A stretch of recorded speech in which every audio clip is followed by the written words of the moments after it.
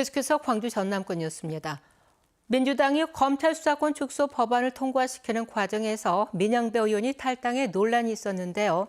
민영배 의원의 민주당 복당 논의가 새로 꾸려진 비대위에서 논의될지 관심입니다. 유승용 기자의 보도입니다. 무소속 민영배 의원의 더불어민주당 복당 여부가 수면 위로 올라왔습니다.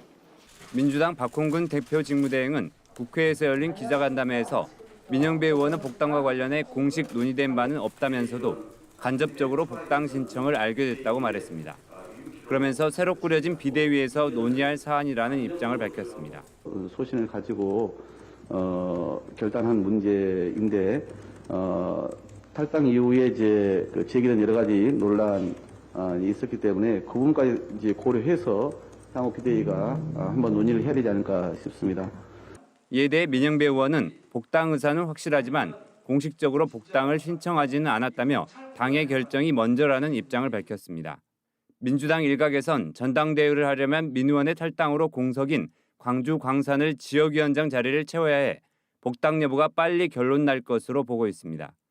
하지만 민 의원이 탈당했을 때의 부정적 여론이 상당했고 지역에서도 찬반 의견이 엇갈렸던 만큼 지방선거 직후 복당 논의도 신중해야 한다는 지적이 나옵니다. 의미 있는 결단을 했다는 평가도 가능할 수 있을 것 같은데요.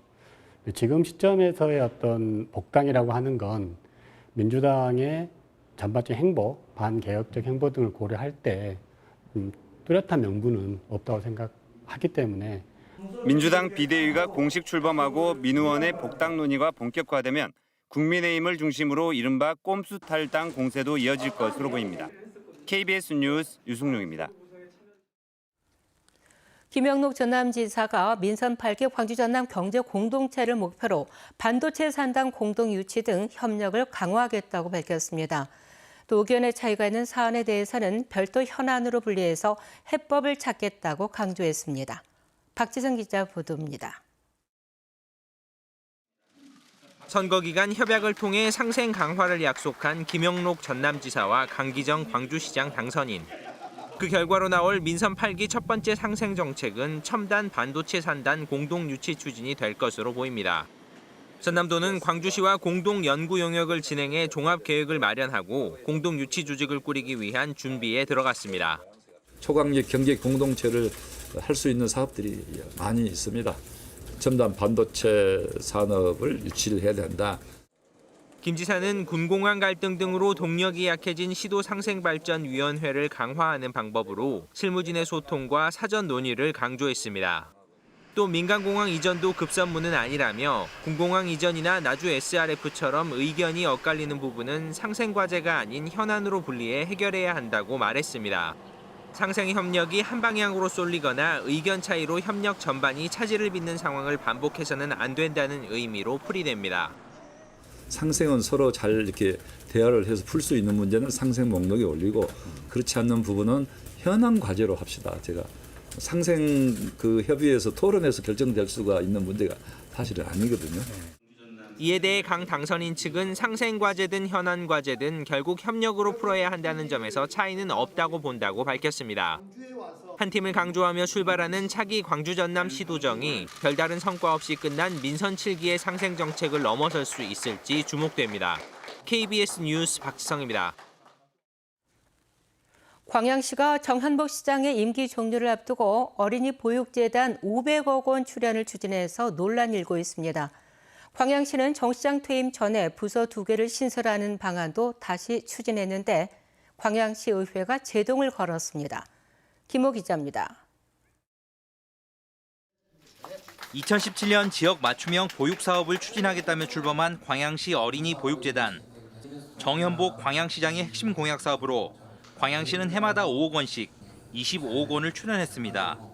그런데 최근 광양시가 어린이 보육재단에 연간 100억 원을 출연하는 동의안 처리를 위한 임시회 개최를 시의회에 요구하고 나섰습니다. 연간 100억 원씩 5년간 모두 500억 원을 출연하겠다는 겁니다.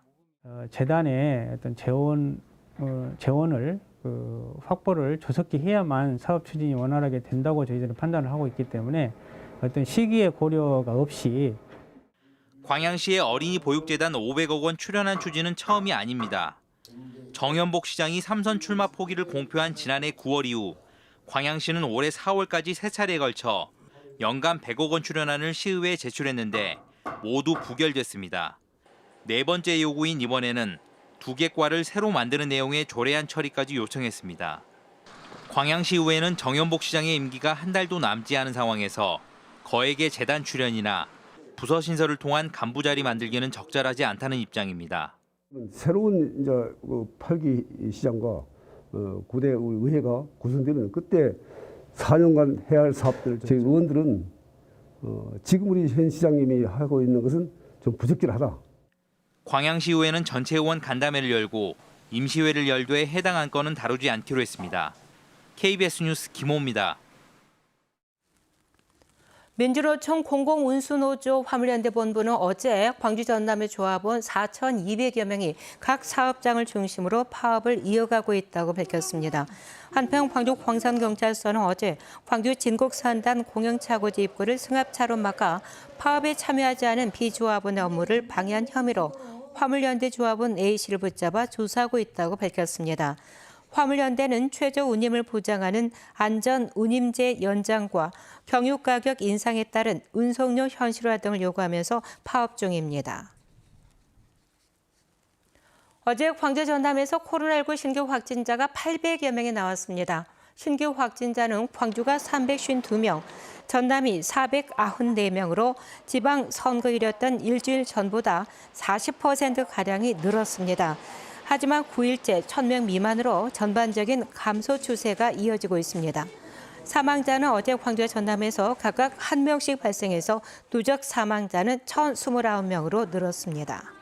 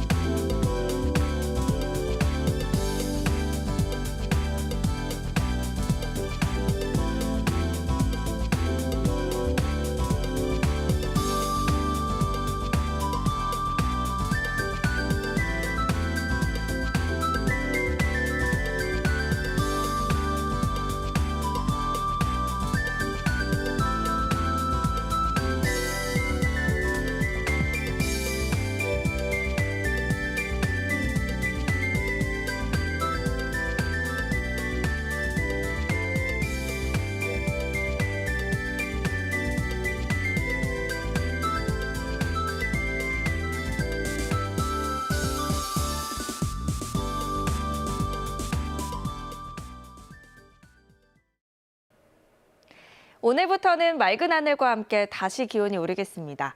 한낮 기온은 광주가 27도로 어제보다 3도가량 높겠지만 오늘까지는 예년 이맘때와 비슷한 수준으로 심한 더위는 아니겠고요.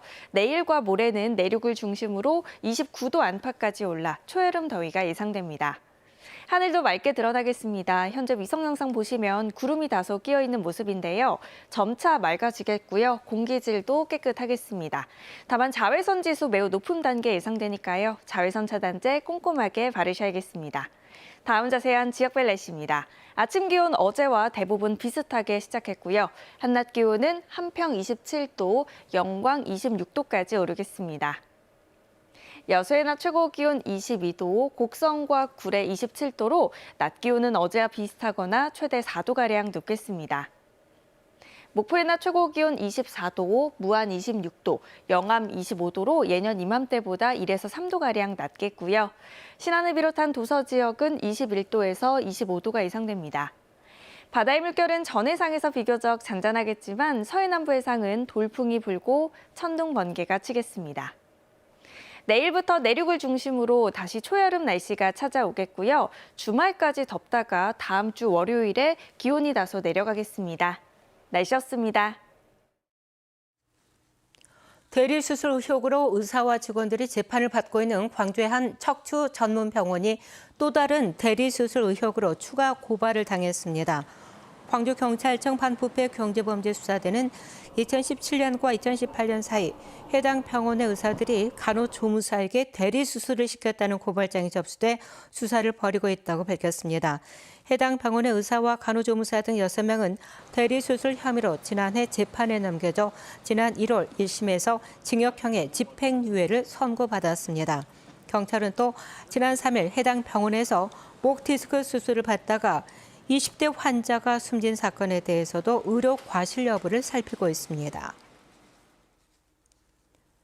기후 위기 시대 물의 가치와 소중함을 주제로 한 기획 전시 아쿠아 전국이 오늘 개막합니다. 국립아시아문화전당은 오늘부터 9월 12일까지 문화창조원 복합 3사관에서 아쿠아 전국전을 열고 인도네시아와 말레이시아, 대만과 프랑스 출신 작가 11명이 참여한 현대 미술작품 14점을 선보인다고 밝혔습니다. 이번 전시는 오전 10시부터 오후 6시까지 무료로 관람할 수 있고 수요일과 토요일은 오후 8시까지 연장 개관합니다. 광주 도심에서 열리는 문화예술 소풍인 2022 아트 피크닉이 모레 개막합니다. 이번 행사에서는 온 가족이 즐길 수 있는 아트 캠프와 상상 놀이터, 아시아 문화 체험을 즐길 수 있는 다양한 문화예술 프로그램이 진행됩니다.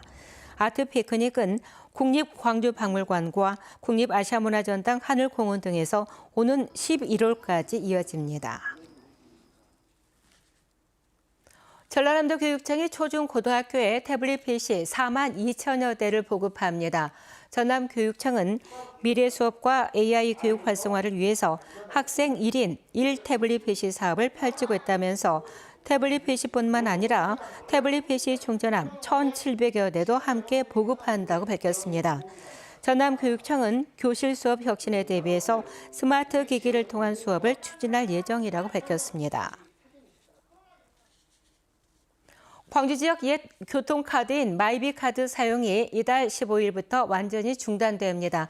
기존 카드에 2만 원 미만이 남은 경우에 편의점에서 환불받을 수 있고 잔액이 2만 원 이상이거나 고장난 카드는 상무지구 우체국 보험회관에 있는 고객센터를 방문하면 됩니다.